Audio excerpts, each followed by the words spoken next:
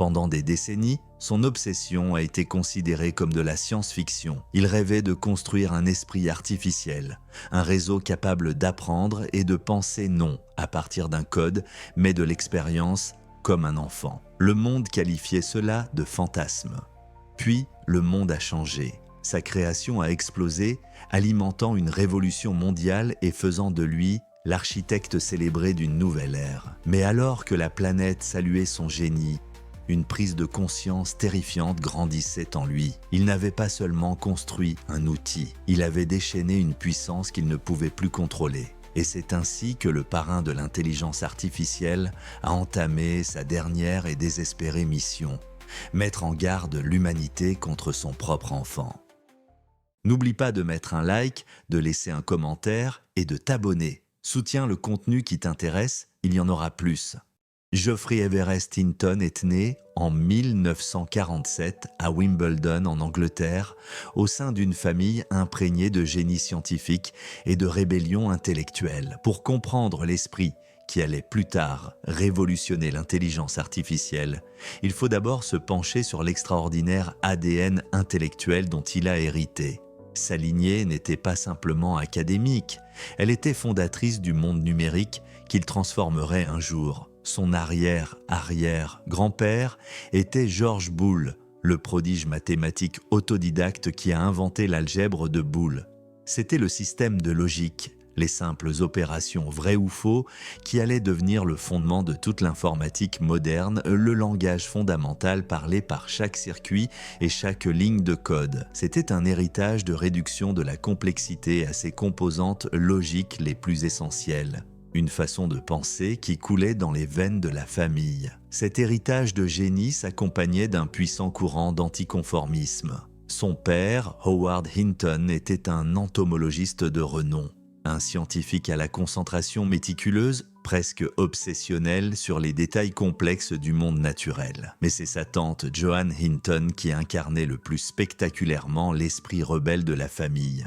Physicienne nucléaire, brillante, elle a travaillé sur le projet Manhattan, se tenant au cœur même de l'entreprise scientifique la plus formidable du XXe siècle.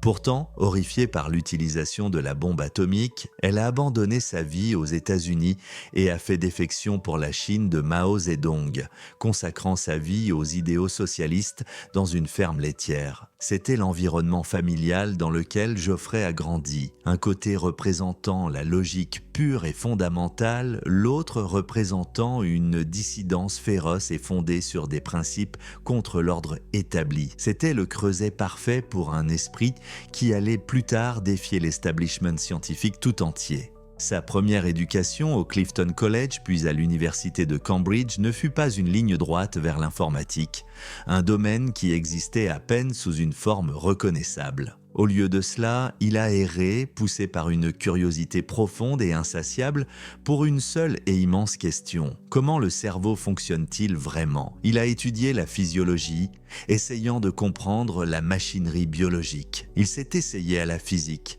à la recherche de principes fondamentaux. Finalement, il s'est tourné vers la psychologie expérimentale, espérant trouver des réponses dans l'étude du comportement et de la cognition. Mais à chaque domaine qu'il explorait, il ressentait un sentiment de mécontentement croissant. Les explications semblaient toutes passer à côté de l'essentiel. Elle décrivait des pièces du puzzle mais n'offrait aucune image cohérente de la façon dont la pensée, la mémoire et l'apprentissage pouvaient émerger du matériel humide et désordonné du cerveau. Dans les années 1960 et 70, la théorie dominante de l'esprit était un paradigme aujourd'hui connu sous le nom d'IA symbolique ou la bonne vieille IA. Son idée centrale était élégante et séduisante. Le cerveau est un ordinateur et la pensée est une forme de calcul. Ce cadre imaginait l'esprit comme une bibliothèque géante et immaculée. Les souvenirs étaient comme des livres, soigneusement classés sur des étagères spécifiques selon un système de catalogue parfait et logique. La pensée était le processus d'un maître bibliothécaire allant chercher ses livres, appliquant des règles strictes de logique et de grammaire pour manipuler les symboles écrits à l'intérieur et produisant une nouvelle conclusion logique. Cette approche était puissante pour des tâches comme jouer aux échecs ou résoudre des théorèmes mathématiques où des règles et des symboles clairs règnent en maître. C'était le fondement intellectuel de tout le domaine, défendu par les figures les plus respectées d'institutions comme le Massachusetts Institute of Technology. Mais pour Hinton, cette belle bibliothèque ordonnée lui semblait profondément intuitivement fausse. Elle n'expliquait pas la nature fluide, résiliente et souvent désordonnée de la pensée humaine. Il réfléchissait au fonctionnement des souvenirs. Si une petite partie du cerveau est endommagée, on ne perd généralement pas un souvenir spécifique, comme le nom de son instituteur de primaire, comme si un seul livre avait été brûlé. Au lieu de cela, les souvenirs peuvent devenir flous, moins distinct, mais l'ensemble du système se dégrade gracieusement. Cette observation la conduit à une métaphore différente, plus exotique. L'hologramme. Dans une plaque holographique, l'image entière est encodée dans chaque partie de la plaque. Si vous en cassez un petit morceau, vous n'obtenez pas un morceau de l'image, vous obtenez l'image entière, mais à une résolution inférieure. Cette idée d'une information distribuée partout à la fois et non stockée dans un endroit spécifique est devenue une obsession. C'était l'opposé complet du modèle du cerveau bibliothèque. Ce profond malaise intellectuel a culminé avec une décision qui a déconcerté ses pairs universitaires. D'après avoir terminé son premier diplôme à Cambridge, Hinton n'a pas postulé pour un programme de doctorat prestigieux. Au lieu de cela, il a décidé de devenir charpentier pendant 1 an. C'était une rupture radicale, un pas délibéré loin du monde abstrait de la théorie et vers le monde tangible du bois, des outils et de l'habileté physique. Cette année loin de l'université s'est avérée être l'une des périodes les plus formatrices de sa vie.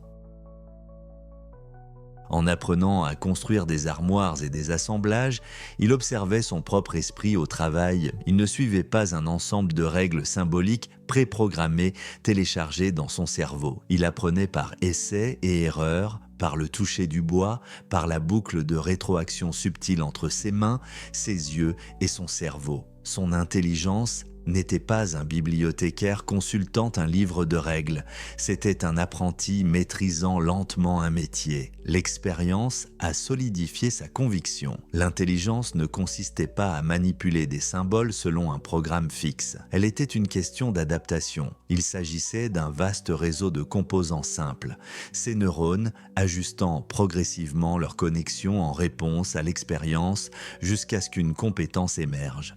C'était l'idée alternative, celle que l'hologramme avait suggérée. Le modèle dominant de l'IA revenait à donner à quelqu'un une encyclopédie parfaite et exhaustive sur la façon de construire une chaise. La vision émergente de Hinton était qu'il valait bien mieux être comme un apprenti dans un atelier, qui essaie, échoue et s'ajuste lentement jusqu'à ce qu'il comprenne intuitivement ce qu'il faut pour qu'une chaise tienne debout. Il est retourné au monde universitaire non pas avec une solution, mais avec une question beaucoup plus forte et plus profondément ressentie et un rejet complet des réponses que tous les autres acceptaient comme des vérités.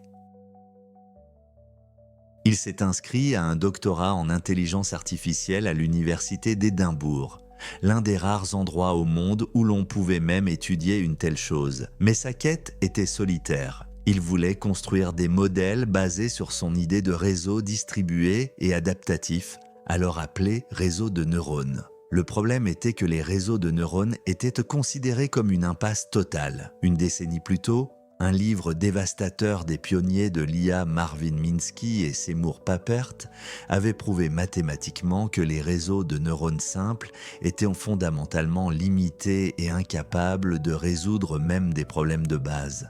L'impact du livre fut si profond qu'il déclencha le premier hiver de l'IA, une période où le financement de la recherche sur les réseaux de neurones s'est tari et où l'idée entière fut rejetée comme naïve et discréditée. Dès le tout début de ses études doctorales, Hinton était un paria du monde universitaire. Le simple fait de mentionner le terme réseau de neurones dans une discussion sérieuse sur l'IA, c'était se faire passer pour quelqu'un qui ignorait l'histoire du domaine ou qui n'était tout simplement pas très brillant. Ses directeurs de thèse étaient sceptiques, ses pairs étaient dédaigneux et la voie-t-il à suivre était tout sauf claire.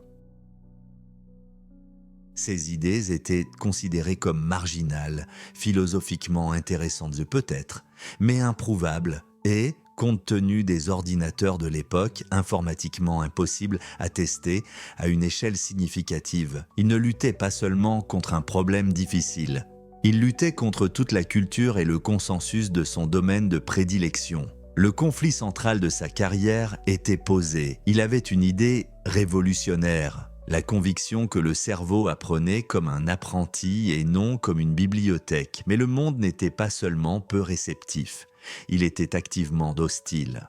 Pour poursuivre son rêve, Hinton devrait survivre au long et brutal hiver de l'IA. L'optimisme intellectuel des années 1960 était sur le point de se heurter à un mur de certitudes mathématiques. Alors que Geoffrey Hinton commençait à peine son parcours universitaire, le domaine qui l'attirait était au bord de l'effondrement total.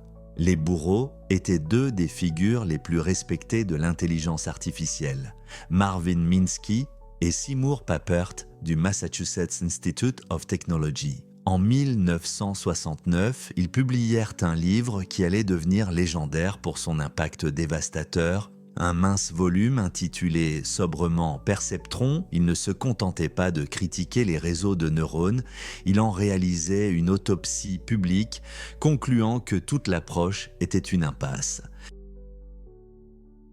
Le livre a fait l'effet d'une bombe dans la petite communauté pleine d'espoir des chercheurs, ces ondes de choc démantelant laboratoires et carrières pendant plus d'une décennie. Au cœur de l'argument de Minsky et Papert se trouvait une preuve mathématique simple, élégante et brutale. Ils se sont concentrés sur la forme la plus élémentaire d'un réseau de neurones, le perceptron monocouche, et ont démontré ses profondes limites. Pour comprendre leur argument, imaginez un videur dans une boîte de nuit exclusive. Le travail du videur est de séparer les gens en deux groupes, ceux qui entrent et ceux qui n'entrent pas. Le seul outil du videur est une seule corde de velours parfaitement droite. Si la règle est simple, comme tous ceux qui portent un chapeau entrent, le videur peut facilement tendre la corde à travers la pièce pour séparer les porteurs de chapeaux de tous les autres. C'est un problème linéairement séparable. Les perceptrons pouvaient résoudre ces problèmes simples avec aisance. Mais Minsky et Papert vont présenter un défi que le videur ne pouvait pas relever. Le problème du XOR ou exclusif. Imaginez que la règle du club soit maintenant, vous pouvez entrer si vous portez un chapeau ou des lunettes, mais pas les deux. Maintenant, le videur est en difficulté et il n'y a aucun moyen de placer une seule corde droite pour séparer correctement les clients. Le groupe de personnes pertanents portant soit un chapeau, soit des lunettes, mais pas les deux, ne peut être isolé des autres avec une seule ligne. Minsky et Papert ont prouvé avec une finalité mathématique et froide qu'un perceptron monocouche était comme ce videur avec une seule corde. Il était fondamentalement incapable de résoudre ce problème logique de base. Ils ont ensuite extrapolé, suggérant que la construction de réseaux multicouches, plus complexes, serait une impasse computationnelle impossible à entraîner efficacement. Ce n'était pas seulement un débat académique, c'était un verdict. Les agences gouvernementales qui financèrent la recherche, comme la Defense Advanced Research Projects Agency ou DARPA aux États-Unis, ont lu la conclusion et ont agi rapidement. Pourquoi verser des millions dans une technologie sans issue? Au Royaume-Uni, le rapport Lighthill est parvenu à une conclusion tout aussi sombre, entraînant une cessation quasi totale du financement de la recherche en IA. Le robinet a été fermé soudainement et violemment. Le premier hiver de l'IA avait commencé. La recherche sur les réseaux de neurones n'était pas seulement démodée. Elle est devenue une forme de suicide académique. Minsky et Papert sont devenus les antagonistes de l'histoire de Hinton. les puissants gardiens qui avaient déclaré que tout son domaine d'intérêt était une terre stérile. Pour Hinton, c'était le monde professionnel dans lequel il entrait, un désert intellectuel. Il s'est lancé dans une carrière universitaire nomade, passant de l'Université de Californie à San Diego à l'Université Carnegie Mellon. C'était un esprit brillant, travaillant sur une technologie que l'establishment considérait comme résolue, terminée et ratée. Poursuivre les réseaux de neurones dans les années 1970 et au début des années 1980, c'était comme être un alchimiste à l'ère de la chimie, un croyant en une foi discréditée. La pression pour se conformer était immense. Les professeurs chevronnés, agissant en tant que mentors, lui auraient conseillé gentiment mais fermement de se réorienter vers quelque chose de plus respectable, quelque chose avec un avenir, quelque chose qui pourrait réellement obtenir une subvention. Pourtant, il n'était pas entièrement seul. Une petite communauté de chercheurs assiégés maintenait la flamme vivante. Ce groupe clandestin de partisans des réseaux de neurones comprenait d'autres jeunes idéalistes têtus comme Yann LeCun en France et Yoshua Bengio au Canada, des hommes qui partageraient un jour le prix Turing avec Hinton. Ils correspondaient, partageait des articles et assistait à des ateliers peu fréquentés, une petite bande de rebelles s'accrochant à la conviction commune que Minsky et Papert avaient eu tort. Ils n'avaient pas entièrement réfuté l'idée des réseaux de neurones, seulement la puissance d'une version monocouche. La clé, croyait-il, résidait dans les couches, mais la méthode pour les entraîner restait un mystère. C'était une existence solitaire, souvent démoralisante, luttant contre la puissante inertie du consensus scientifique établi. Alors que les années 1980 commençaient, un autre conflit commença à peser sur l'esprit de Hinton, un conflit de principe plutôt que de science. La principale source des fonds encore disponibles pour la recherche en IA aux États-Unis était l'armée. Sous l'administration Reagan, ce financement a augmenté, en particulier avec l'initiative de défense stratégique, populairement connue sous le nom de « guerre des étoiles ». Hinton était profondément opposé à ce que son travail soit utilisé pour des applications militaires. Il était un objecteur de conscience dans une guerre intellectuelle, horrifié à l'idée que ses recherches sur la façon dont les esprits apprennent puissent être utilisées pour construire des armes autonomes. Il a un jour déclaré sa position avec une clarté frappante. Il pensait qu'il était absolument évident que c'était une mauvaise chose à faire. Ce dilemme éthique est devenu un tournant critique. Il ne pouvait pas, en bonne conscience, continuer à accepter de l'argent d'une source dont il rejetait les objectifs ultimes. Il devait trouver un nouveau foyer, un endroit où il pourrait poursuivre ses recherches sans compromis moral. Cette bouée de sauvetage est apparue d'une direction inattendue, le Nord. L'Institut canadien de recherches avancées, ou ICRA, était une organisation nouvelle et unique, contrairement aux organismes de financement traditionnels qui accordaient des subventions pour des projets spécifiques à court terme avec des résultats prévisibles. L'ICRA avait une philosophie différente. Elle pariait sur les gens. Elle recherchait des penseurs brillants et non conventionnels et leur offrait un financement stable à long terme avec la liberté d'explorer des idées risquées et révolutionnaires. Pour Hinton, c'était un sanctuaire. Il a déménagé à Toronto en 1987 pour rejoindre l'Université de Toronto et aider à diriger le programme de l'ICRA sur l'intelligence artificielle et la robotique. Le Canada lui offrait deux choses qu'il ne pouvait pas trouver aux États-Unis. La liberté de ne pas dépendre du financement militaire et la liberté de se tromper. L'ICRA était prêt à investir dans sa vision à long terme, comprenant que les vraies percées ne suivent pas un plan quinquennal. Le pays et l'institution sont devenus les mécènes qui ont sauvé le héros du froid. Ils ont fourni un refuge où la flamme fragile de la recherche sur les réseaux de neurones pouvait être protégée des vents violents de l'hiver de l'IA. En sécurité dans son refuge canadien mais toujours isolé sur le plan académique, Hinton savait que pour ramener les réseaux de neurones d'entre les morts, il avait besoin de plus que la foi.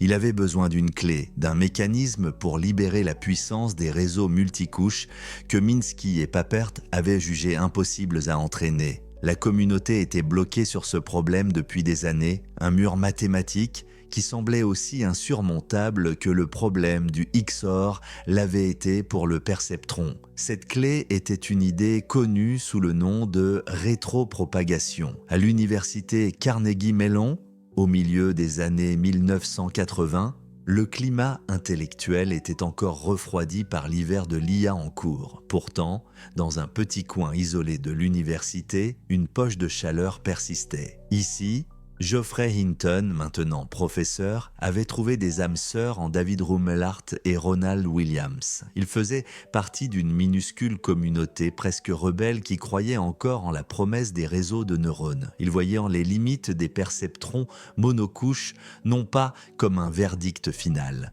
mais comme un mur temporaire qui avait besoin de la bonne échelle pour être franchi. Le paradigme dominant de l'IA symbolique leur semblait fragile et faux, un système de règles rigides qui ne pouvait en aucun cas expliquer la nature fluide, désordonnée et remarquablement robuste de l'intelligence humaine. Leur collaboration ne fut pas un unique éclair de génie. Ce fut une combustion lente et itérative, alimentée par d'innombrables heures devant des tableaux blancs couverts d'équations et de diagrammes. La synergie intellectuelle était palpable. Ils luttaient collectivement contre l'énigme centrale qui avait tourmenté le domaine pendant plus d'une décennie. Comment entraîner un réseau à plusieurs couches ? Comment attribuer le mérite ou le blâme aux neurones cachés au milieu, ceux qui ne voyaient pas directement l'entrée ni ne produisaient la sortie?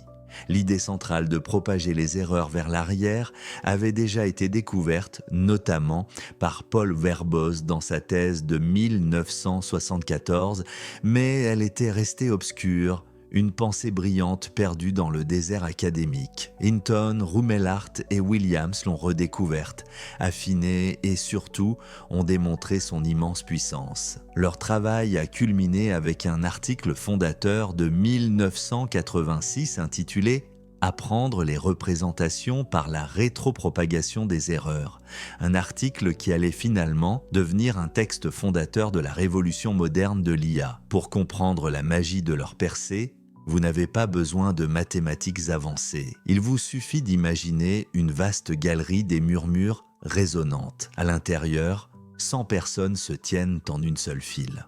Votre objectif est que la première personne murmure un mot secret, comme « révolution », et que la dernière personne l'entende parfaitement.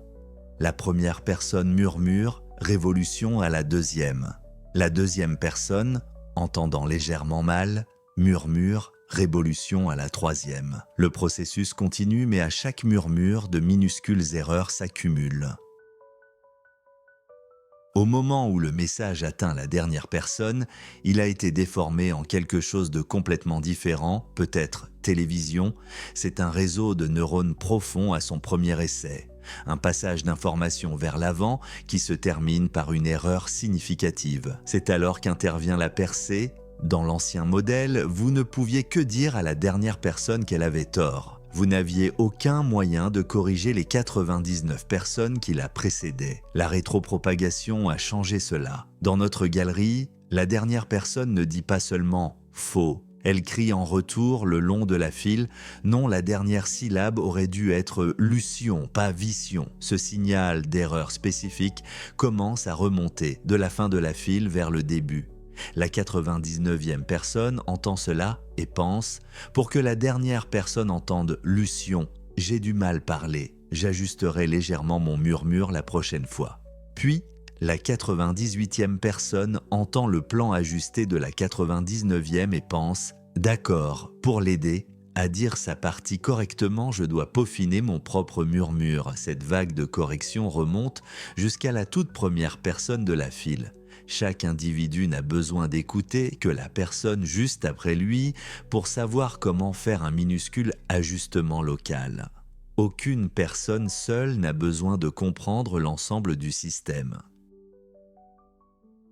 Ils ont juste besoin de corriger leur petite partie de la chaîne. C'est l'essence de la rétropropagation. Une méthode pour envoyer efficacement un signal d'erreur utile tout au long d'un système profond et multicouche. Elle permet à chaque connexion du réseau d'apprendre de l'erreur finale. Bien sûr, une seule correction ne suffit pas. L'équipe dans la galerie essaie à nouveau avec un nouveau mot, catastrophe. Encore une fois, le résultat final est faux, peut-être tasse de thé. Et encore une fois, l'erreur est criée vers l'arrière et tout le monde fait un autre minuscule ajustement. Ils font cela des milliers, puis des millions de fois, avec des millions de mots différents. À chaque essai, l'équipe s'améliore de manière imperceptible. Les minuscules ajustements s'accumulent. Après une pratique immense, la file de 100 personnes devient un dispositif de transmission presque parfait. Ils peuvent faire passer n'importe quel mot, aussi complexe soit-il, le long de la file, avec une précision étonnante. Ils ont appris. Bien sûr, une seule correction ne suffit pas. L'équipe dans la galerie essaie à nouveau avec un nouveau mot, catastrophe. Encore une fois, il sort déformé à la fin, peut-être comme trophée du chat. Et encore une fois, l'erreur est criée en arrière. Et tout le monde fait un autre minuscule ajustement. Ils font cela des milliers, puis des millions de fois, avec des millions de mots différents. À chaque essai, l'équipe s'améliore de manière imperceptible. Les minuscules ajustements s'accumulent. Après une pratique immense, la file de 100 personnes devient un dispositif de transmission presque parfait. Ils peuvent faire passer n'importe quel mot, aussi complexe soit-il, le long de la file avec une précision étonnante. Ils ont appris. Cette galerie des murmures est une métaphore parfaite pour un réseau de neurones profonds. Chaque personne est un neurone artificiel. La connexion entre deux personnes est une synapse et la force avec laquelle elles chuchotent est le poids de cette connexion. La correction criée en retour est le signal d'erreur rétropropagé. Mais une question demeure, comment chaque personne sait-elle exactement de combien ajuster son chuchotement ? C'est là qu'intervient un concept mathématique appelé la descente de gradient. Imaginez que vous êtes sur le flanc d'une colline dans un brouillard épais et votre objectif est d'atteindre le point le plus bas de la vallée. Vous ne pouvez pas voir le fond. Tout ce que vous pouvez faire, c'est sentir le sol juste sous vos pieds. Alors, vous faites un petit pas dans la direction qui semble la plus pentue vers le bas. Puis vous marquez une pause, sentez à nouveau le sol et faites un autre petit pas dans la nouvelle direction la plus pentue. En répétant ce processus simple et local, vous finirez par trouver votre chemin jusqu'au fond de la vallée. La rétropropagation indique à chaque neurone quelle direction est vers le bas pour réduire l'erreur et la descente de gradient lui indique la taille du pas à faire. Avec la publication de leur article de 1986, Hinton et ses collègues avaient, en théorie, résolu le problème même qui avait tué les réseaux de neurones une génération plus tôt. Ils avaient fourni la clé pour libérer la puissance de l'apprentissage profond et multicouche. C'était une idée élégante, puissante et véritablement révolutionnaire. Et pour la plupart, le monde l'a à peine remarqué. L'hiver de l'IA n'a pas dégelé. L'accueil discret n'était pas dû au fait que l'idée était fausse, mais parce qu'elle était tragiquement en avance sur son temps. Le problème était une simple limitation physique, la puissance de calcul. La rétropropagation, malgré toute son élégance, est un algorithme de force brute. Elle nécessite un nombre stupéfiant de calculs. Le processus consistant à effectuer des millions de minuscules ajustements pour des millions d'exemples d'entraînement dépassait de loin la capacité des ordinateurs des années 1980. Entraîner même un réseau modestement profond sur les machines de cette époque aurait pris des semaines, des mois, voire des années. C'était comme inventer le plan d'un moteur à réaction à une époque où le matériau le plus avancé disponible était le bois. Cela a créé un sentiment de frustration nouveau et profond pour la petite communauté de croyants. Ils ne se battaient plus contre un argument théorique défaillant comme ils l'avaient fait avec la critique de Minsky et Papert. Maintenant, ils se battaient contre les limites physiques du silicium. Ils tenaient entre leurs mains une belle clé qui pouvait déverrouiller l'intelligence machine. Mais le moteur de la technologie était bien trop faible pour la faire tourner. Le monde de la recherche en IA a continué à se concentrer sur les systèmes symboliques, non pas parce que la rétropropagation était fausse, mais parce qu'elle était, à toute fin pratique, impossible à mettre en œuvre à une échelle significative. La victoire semblait creuse. Le code était écrit, mais il n'existait aucune machine assez puissante pour l'exécuter. Hinton avait la théorie, mais le monde manquait de puissance. Pendant près de 2 décennies supplémentaires, lui et sa petite bande de croyants travailleraient dans l'ombre, affinant leurs méthodes et attendant que la technologie rattrape son retard. Ils construisaient une arche attendant le déluge de données et de puissance de traitement dont ils savaient qu'il viendrait un jour. Dans le climat intellectuel froid des années 1990 et du début des années 2000, le laboratoire de Geoffrey Hinton à l'Université de Toronto est devenu un sanctuaire. C'était une arche intellectuelle construite pour résister au long déluge de scepticisme qui avait noyé la recherche sur les réseaux de neurones partout ailleurs. Alors que le reste du monde poursuivait l'IA symbolique ou déclarait le domaine entier un échec, le groupe de Hinton était un phare dans l'obscurité, un collectif férocement loyal et brillant qui croyait, avec une conviction presque religieuse, qu'ils étaient sur la bonne voie. Ce n'était pas un laboratoire universitaire typique avec des hiérarchies rigides et des projets cloisonnés. C'était un écosystème intellectuel chaotique, collaboratif et électrisant. Un lieu où la seule vache sacrée était la poursuite d'une véritable machine apprenante. L'atmosphère était celle d'un brainstorming permanent de haut niveau, alimenté par des cafetières sans fin, et un sentiment partagé de faire partie d'une mission secrète qui allait changer le monde. Le style de mentorat de Hinton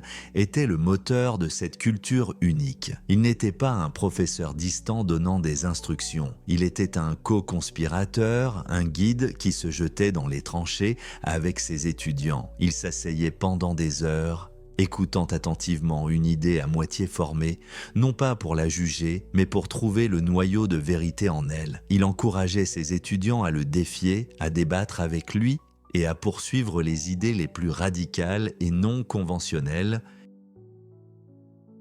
Un ancien étudiant l'a un jour décrit comme un environnement où l'on était récompensé pour être intéressant, pas seulement pour avoir raison. Cette approche attirait un type d'esprit très spécifique, des penseurs brillants et audacieux, prêts à parier toute leur carrière universitaire sur une vision que l'establishment considérait comme une impasse. C'étaient les vrais croyants, les parias intellectuels qui avaient trouvé un foyer dans l'arche de Hinton. Parmi cette cohorte se trouvaient de jeunes chercheurs qui allaient devenir les titans de l'ère moderne de l'IA. Il y avait Alex Krizhevsky, un programmeur méticuleux et brillant qui pouvait traduire les théories complexes de Hinton en code élégant et fonctionnel. Et il y avait Ilya Sutskever, un étudiant intensément concentré et visionnaire dont la croyance dans le potentiel des réseaux de neurones était aussi profonde que celle de Hinton lui-même. Sutskever se souviendrait plus tard de la certitude absolue au sein du groupe,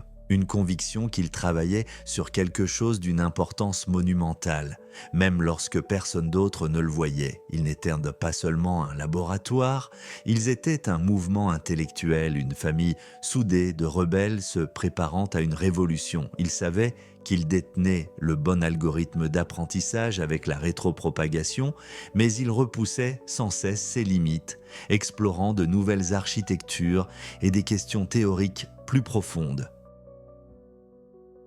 Durant cette période d'incubation intense, Hinton et son équipe ont exploré de nombreuses idées qui n'ont jamais connu de succès pratique immédiat, mais qui ont été des tremplins cruciaux. La plus significative d'entre elles fut la machine de Boltzmann, un concept qu'il a développé avec Terry Sejnowski. C'était un modèle magnifique, complexe et profondément théorique d'un réseau de neurones qui était radicalement différent des réseaux à propagation avant, directe, entraînée par rétropropagation. Au lieu que l'information circule dans une seule direction comme une rivière, la machine de Boltzmann fonctionnait sur un principe de chaos organisé. On pourrait utiliser une métaphore pour la comprendre. Imaginez un grand groupe de personnes dans une pièce essayant de résoudre une énigme complexe. Dans un réseau simple, une personne chuchote la réponse à la suivante, qui la transmet le long de la ligne. Dans une machine de Boltzmann, tout le monde discute avec tout le monde en même temps, partageant au hasard des fragments d'idées et ajustant ses propres opinions en fonction du brouhaha environnant. Ce processus semble chaotique, mais il est guidé par un principe puissant. Le réseau essaie de s'installer dans son état d'énergie le plus bas. C'est comme si le groupe de brainstorming parvenait lentement à un consensus stable, où les disputes se sont apaisées et une solution cohérente et acceptée a émergé. Les neurones d'une machine de Boltzmann n'étaient pas de simples messagers. Ils étaient des participants actifs à une négociation collective, activant et désactivant leurs états de manière aléatoire jusqu'à ce que le système entier se stabilise sur l'interprétation la plus plausible de l'entrée qui lui était donnée. C'était un modèle d'une élégance stupéfiante sur la façon dont un système pouvait apprendre la structure profonde des données, sans qu'on lui dise explicitement ce qu'il devait chercher. C'était aussi, d'un point de vue pratique, un cauchemar computationnel. Entraîner une machine de Boltzmann était incroyablement lent et difficile, nécessitant bien plus de puissance que ce qui était disponible à l'époque. Pour le monde extérieur, une idée aussi peu pratique aurait pu sembler être un échec, une autre impasse dans un domaine qui en était rempli. Mais pour Hinton, c'était tout le contraire. La machine de Boltzmann était un exercice de pure curiosité intellectuelle. Une façon de repousser les limites de ce qu'un système d'apprentissage pouvait être. Elle démontrait son engagement à comprendre les principes fondamentaux de l'intelligence, et pas seulement à concevoir une solution rapide pour un problème spécifique. Ces échecs n'étaient pas les signes d'une vision défaillante. Ils étaient les étapes exploratoires essentielles qui approfondissaient la compréhension du groupe et affinaient leurs pensées. Il construisa les fondations théoriques qui seraient indispensables lorsque le monde finirait par les rattraper, posant le socle intellectuel des percées à venir. Pendant que le groupe de Hinton peinait dans son sanctuaire de Toronto, deux immenses marées invisibles montaient dans le monde entier, créant les conditions qui permettraient enfin à leurs idées de s'épanouir. Ces changements se sont produits en grande partie en dehors du monde universitaire, poussé par le commerce et le divertissement. Mais ils allaient s'avérer être les ingrédients manquants de la révolution de l'apprentissage profond. Le premier fut une explosion des données. L'essor de l'Internet commercial à la fin des années 1990 et au début des années 2000 créait un univers numérique d'une ampleur sans précédent. Soudain, des milliards d'images, d'innombrables heures de vidéos et des milliers de milliards de mots de texte étaient téléchargés, partagés et archivés. Des ensembles de données massifs et méticuleusement étiquetés ont commencé à apparaître comme la base de données ImageNet qui contenait des millions d'images classées par catégorie. C'était le carburant dont les algorithmes affamés de Hinton manquaient cruellement. Les réseaux de neurones apprennent à partir d'exemples et pour la première fois, il y avait suffisamment d'exemples pour leur enseigner la complexité et la richesse du monde réel.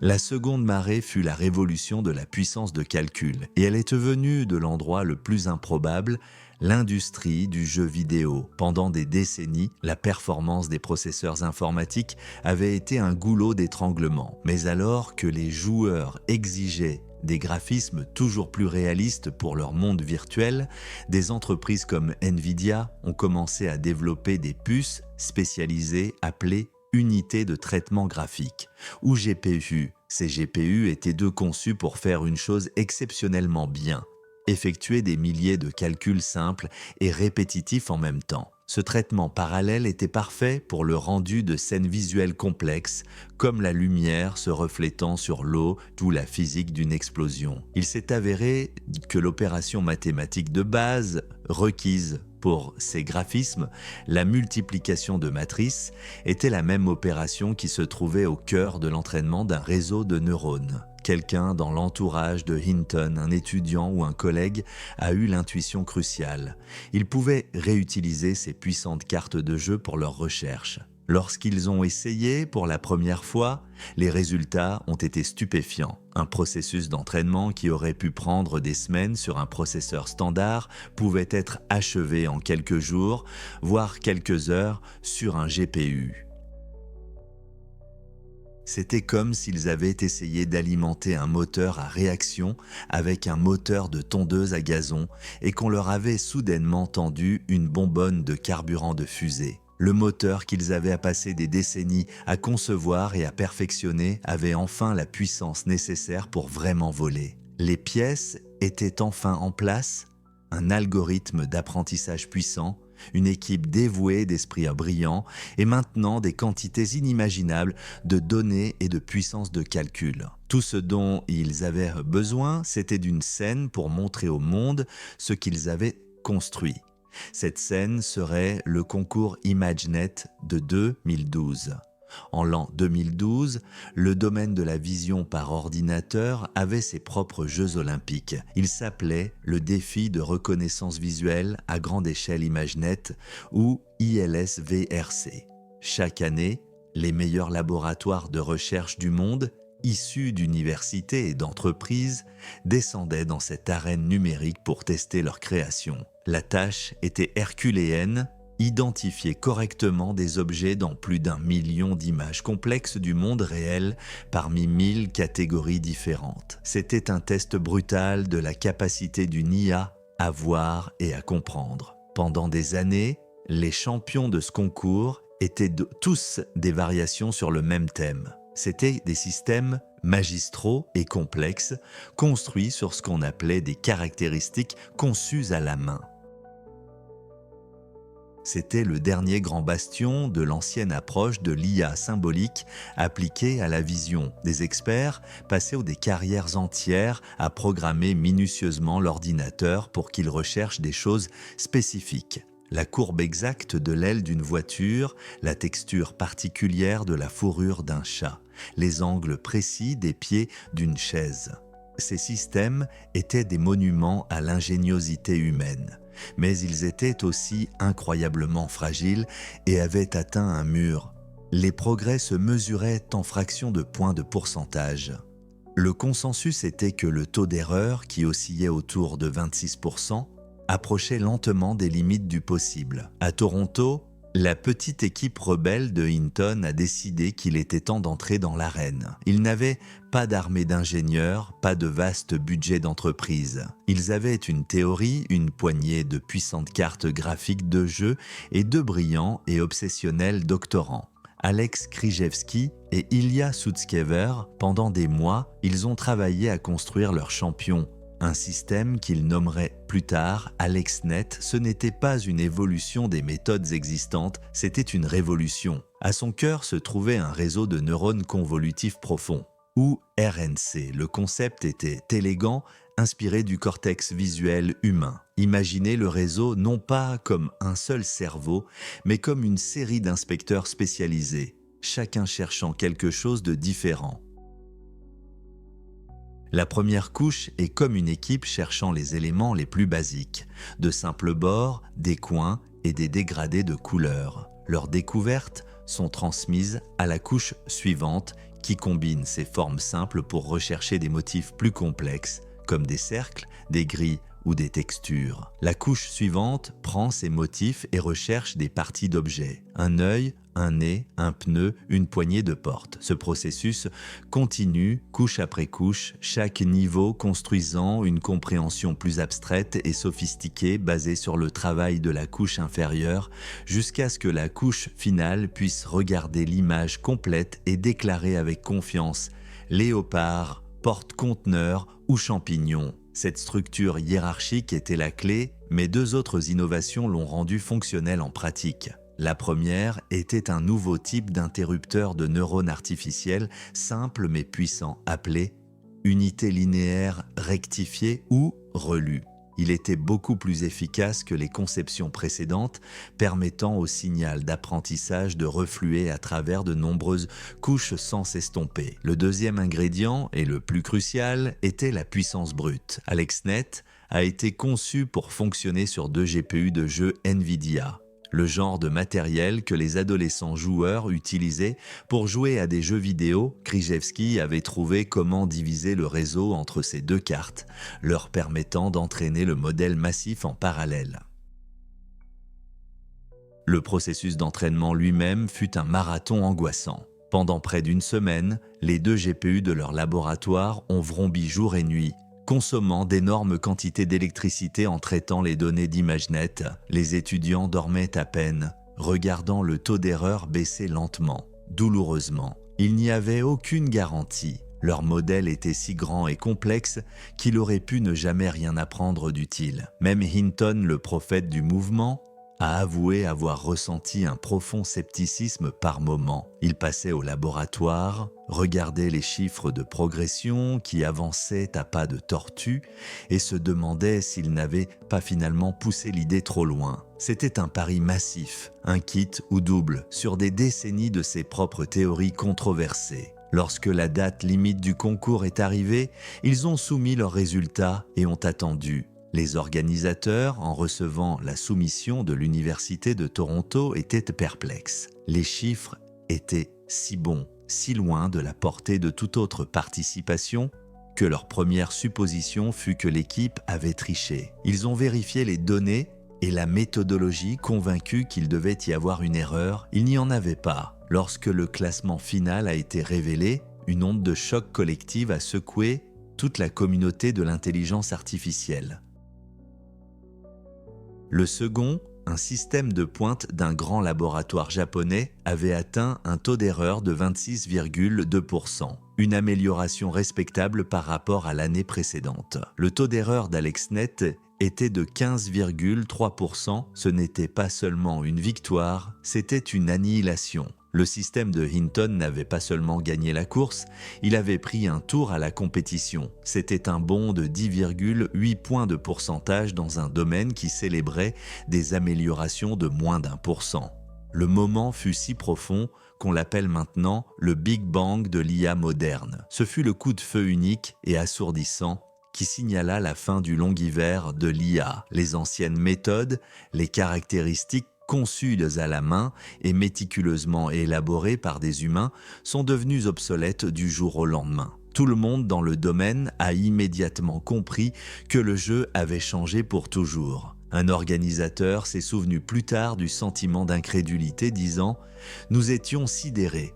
C'était un tournant décisif. La réaction a été instantanée. Le téléphone du laboratoire de Hinton a commencé à sonner sans arrêt. Les plus grandes entreprises technologiques du monde, qui avaient auparavant rejeté son travail, et cherchaient maintenant désespérément à comprendre ce qui s'était passé. Hinton, Krzyzewski et Sutskever n'étaient plus des parias académiques pratiquant une science marginale.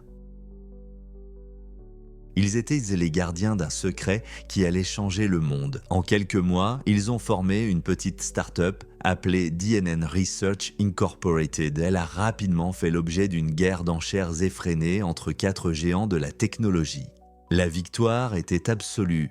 Hinton et ses étudiants n'étaient plus des parias, ils étaient des rois. Google a acquis leur start-up pour 44 millions de dollars et Hinton est devenu une célébrité de la tech.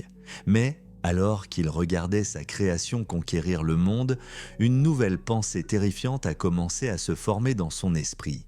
La victoire à ImageNet n'était pas un point final, c'était un coup de pistolet de départ.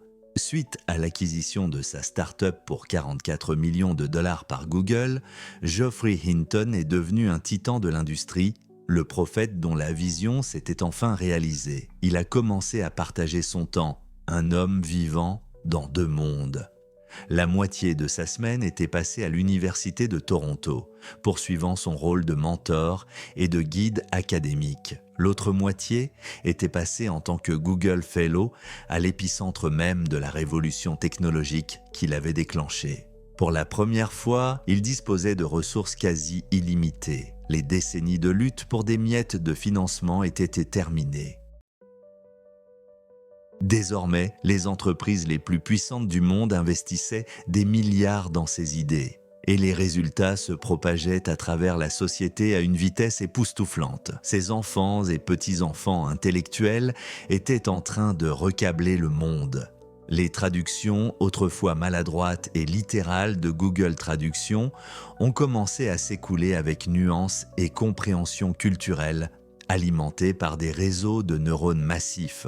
Les assistants vocaux sur des millions de téléphones se sont transformés de nouveautés frustrantes en compagnons véritablement utiles, capables d'analyser des commandes complexes et même de détecter l'intention derrière le ton d'un utilisateur. Les principes fondamentaux qu'il avait défendus étaient au cœur des projets de voitures autonomes et ont joué un rôle déterminant dans l'AlphaGo de DeepMind, un système qui allait battre le plus grand joueur humain du monde à un jeu d'une complexité inimaginable. Hinton n'était plus un outsider académique défendant une théorie marginale. Il était le parrain d'une nouvelle ère, témoin de l'épanouissement de l'œuvre de sa vie en une renaissance technologique. C'était l'apogée, le moment de la consécration ultime. Ses enfants et petits-enfants intellectuels reconfiguraient le monde. Les traductions, autrefois maladroites et littérales de Google Translate,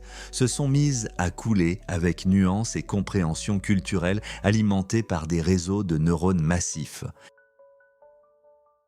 Les assistants vocaux sur des millions de téléphones, autrefois des gadgets frustrants, se sont transformés en compagnons vraiment utiles, capables d'analyser des commandes complexes et même de détecter l'intention derrière le ton d'un utilisateur. Les principes fondamentaux qu'il avait défendus étaient au cœur des projets de voitures autonomes et ont joué un rôle déterminant dans l'AlphaGo de DeepMind, un système qui allait battre le meilleur joueur humain du monde à un jeu d'une complexité inimaginable. Hinton n'était plus un marginal du monde universitaire défendant une théorie marginale. Il était le parrain d'une nouvelle ère, voyant l'œuvre de sa vie s'épanouir en une renaissance technologique. C'était l'apogée, le moment de la consécration suprême. Mais depuis ce sommet, il commença à voir quelque chose d'inquiétant à l'horizon. Pendant des années, Hinton et ses collègues avaient fonctionné sous une hypothèse réconfortante.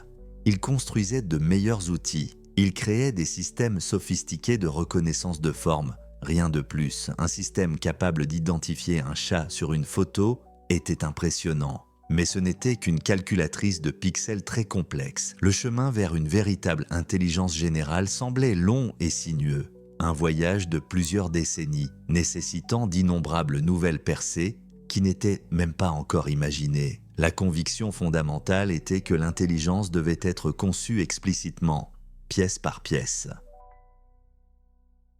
Mais cette conviction était sur le point d'être brisée par une découverte profondément simple et terriblement troublante. Elle fut connue sous le nom d'hypothèse de mise à l'échelle. L'idée était choquante de simplicité. Et s'il n'y avait pas besoin de nouvelles percées conceptuelles? Et si tout ce dont on avait besoin était plus de données et de plus grands réseaux? Des chercheurs de Google, d'OpenAI et d'autres laboratoires ont commencé à construire des modèles d'une taille sans précédent, les nourrissant non seulement d'ensembles de données sélectionnées, mais de vastes pans de l'Internet public, livres, articles, conversations, codes. Et puis, quelque chose d'étrange commença à se produire. Les modèles commencèrent à développer des capacités que personne n'avait programmées en eux. Ils ne s'amélioraient pas seulement dans leurs tâches principales, ils en apprenaient spontanément de nouvelles. Ce phénomène reçut le nom de capacités émergentes. La métaphore qui le saisit le mieux est celle de l'enseignement à un enfant. Imaginez que vous enseignez à un enfant l'alphabet, puis comment former des mots, puis les règles de grammaire et la structure des phrases. Vous lui donnez toutes les briques élémentaires du langage, mais vous ne lui apprenez jamais explicitement à écrire de la poésie, à formuler une blague ou à composer un argumentaire convaincant. Puis un jour, sans crier gare, il écrit un poème magnifique et émouvant. Cette capacité n'a jamais été enseignée directement. Elle a simplement émergé de la seule ampleur et complexité des connaissances fondamentales. C'est ce que Hinton voyait à l'intérieur des machines. Un système entraîné à prédire le mot suivant dans une phrase était soudain capable d'expliquer une blague, d'écrire du code informatique ou de traduire entre des langues avec lesquelles il n'avait jamais été explicitement apparié, ce n'était pas prévu au programme. Hinton observait avec un mélange d'émerveillement et d'effroi croissant des systèmes comme Palm de Google ou Pathways Language Model commencer à montrer ses étincelles. Lorsqu'on lui posait un nouveau problème de raisonnement, le modèle produisait parfois une chaîne d'étapes logiques qui était cohérente, correcte et complètement étrangère. Il comprenait les choses par lui-même. Il ne se contentait pas de retrouver des schémas, il semblait manipuler des concepts. Pour Hinton, ce fut un moment de profond vertige intellectuel. La création dépassait la compréhension de son créateur. Lui, plus que quiconque, savait ce qu'il y avait sous le capot, mais il ne pouvait plus prédire entièrement ce qu'elle ferait. La chronologie qu'il avait gardée en tête toute sa carrière commença à se compresser rapidement. Il a plus tard confessé ses pensées intimes de cette époque. Je pensais que cela arriverait dans 30 à 50 ans, voire plus. Évidemment, je ne le pense plus. Cette prise de conscience a déclenché un profond conflit intérieur. Il était un employé de Google, une entreprise engagée dans une course acharnée pour construire et déployer ses systèmes de plus en plus puissants. Pourtant, sa conscience, la même boussole morale qui l'avait poussé à fuir les financements militaires des décennies plus tôt, sonnait une alarme assourdissante. Il sentait qu'il ne pouvait pas parler avec la franchise et l'urgence que la situation exigeait tant qu'il était salarié par Google. Le faire reviendrait à critiquer son employeur, à mordre la main qui avait finalement et généreusement nourri l'ambition de sa vie. Le conflit devint insupportable.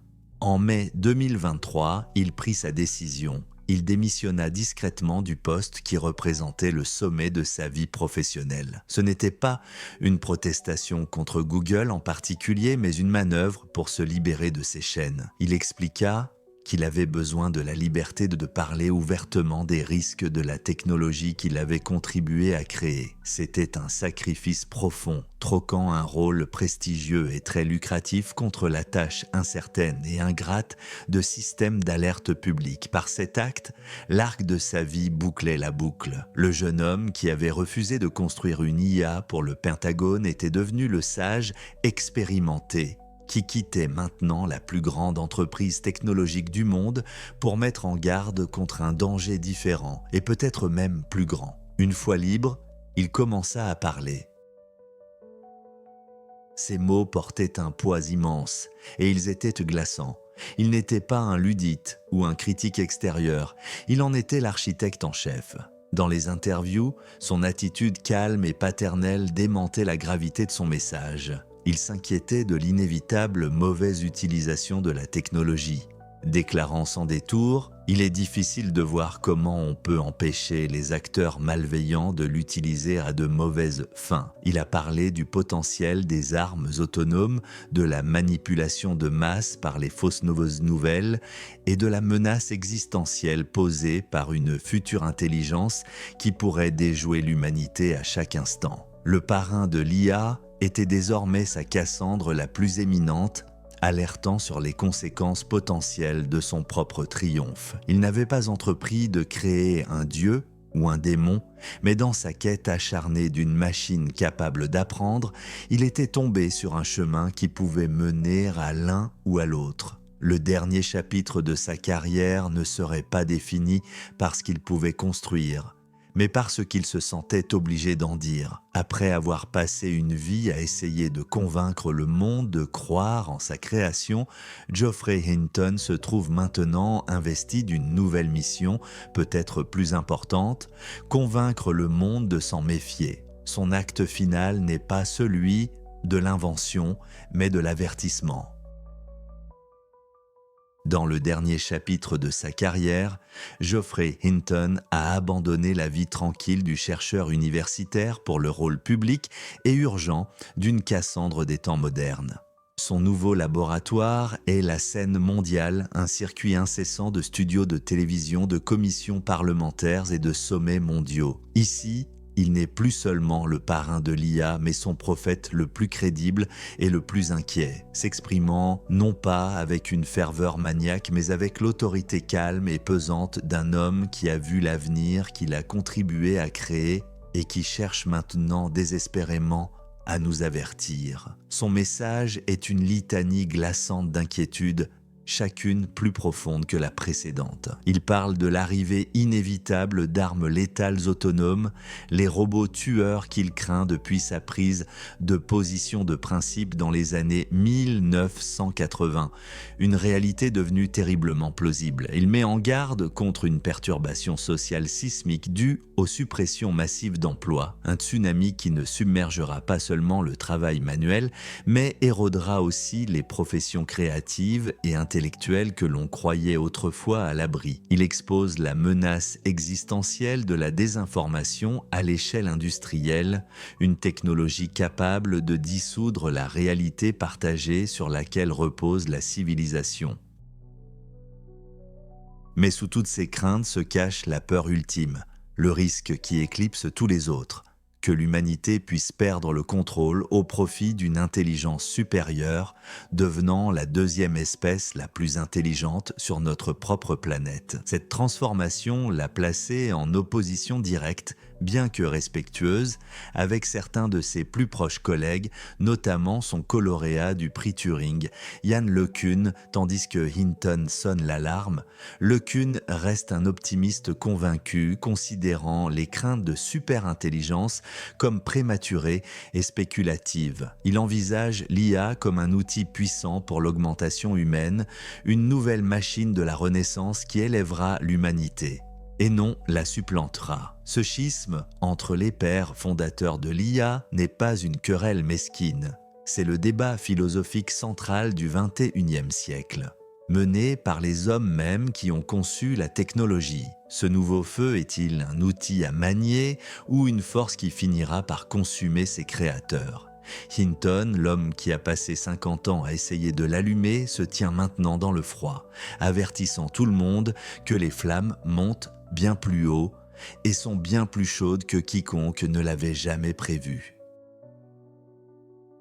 Il argumente depuis une position de perspicacité unique et terrifiante, affirmant que le fossé entre les systèmes d'aujourd'hui et une intelligence véritablement supérieure n'est plus une question de percée fondamentale, mais peut-être juste une question d'échelle et de temps. Ce nouveau rôle sombre jette une longue ombre ironique sur l'année 2018, l'année de son couronnement ultime. C'est alors que lui, ainsi que Yann LeCun et Yoshua Bengio, ont reçu le prix A.M. Turing, le prix Nobel incontesté de l'informatique. Ce moment fut la consécration finale et triomphale de décennies de travail solitaire. C'était l'establishment, le même monde universitaire qui avait autrefois rejeté leurs idées comme une pseudo-science marginale, admettant enfin que les hérétiques avaient eu raison depuis le début. Pour Hinton, c'était l'aboutissement d'un périple d'un demi-siècle qui avait commencé avec l'intuition d'un paria et avait survécu au long et stérile hiver de l'IA. Il se tenait sur cette scène non seulement en tant que scientifique, mais comme le vainqueur d'une guerre intellectuelle, le chef d'une révolution qui avait enfin conquis l'ancien monde. Ses idées n'étaient plus seulement des théories, elles étaient le moteur d'une nouvelle réalité technologique. Et ce prix en était la reconnaissance officielle par le monde entier. Pourtant, même en ce moment de validation suprême, les graines de son anxiété actuelle prenaient déjà racine. Alors qu'il acceptait les honneurs, son esprit était aux prises avec les implications troublantes de l'hypothèse de mise à l'échelle et les étranges capacités émergentes dont il était témoin dans les laboratoires de Google. Le triomphe était réel, mais il s'accompagnait d'une inquiétude croissante. Il était couronné roi d'un monde qu'il commençait à craindre n'avoir pas dû créer. C'était une victoire profondément douce amère, teintée de l'ironie dramatique d'un parent regardant son enfant prodigieusement doué commencer à manifester des comportements à la fois brillants et étrangement déconcertants. Le prix Turing devait être la pierre angulaire de sa carrière, une conclusion finale et satisfaisante. Au lieu de cela, il est devenu un point de bascule, le sommet depuis lequel il pouvait voir clairement non seulement la terre promise qu'il avait lutté pour atteindre, mais aussi le précipice terrifiant et inexploré qui se trouvait juste au-delà. L'héritage ultime de Geoffrey Hinton est donc profondément dualiste et presque sans précédent dans l'histoire de la science. C'est une figure rare, un révolutionnaire qui non seulement a engendré un nouveau paradigme, mais qui mène maintenant la conversation mondiale sur ses conséquences éthiques et ses risques existentiels. Il est à la fois Prométhée et la première personne à mettre en garde contre les dangers du feu. Son histoire défie toute catégorisation simple. Il n'est pas un luddite cherchant à détruire la technologie. Pour lui, ce serait comme un parent reniant son enfant. Au contraire, il incarne le rôle d'un père profondément inquiet, immensément fier du potentiel de sa création, mais aussi parfaitement conscient de sa capacité à nuire. Son but n'est pas d'arrêter le progrès, mais d'inculquer un sentiment de profonde prudence et de sagesse à ses confrères créateurs.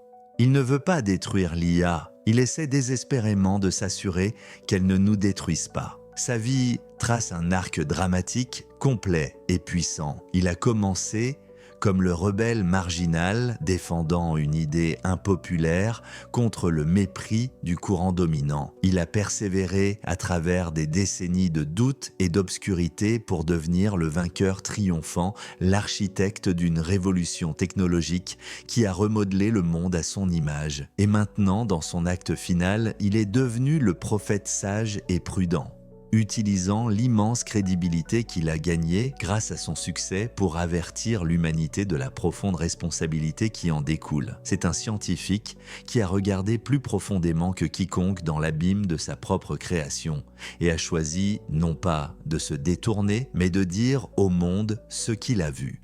Cette volonté de potentiellement ternir son propre héritage glorieux au nom d'un avertissement qu'il se sent obligé de livrer pourrait, en fin de compte, être sa contribution la plus importante de toutes.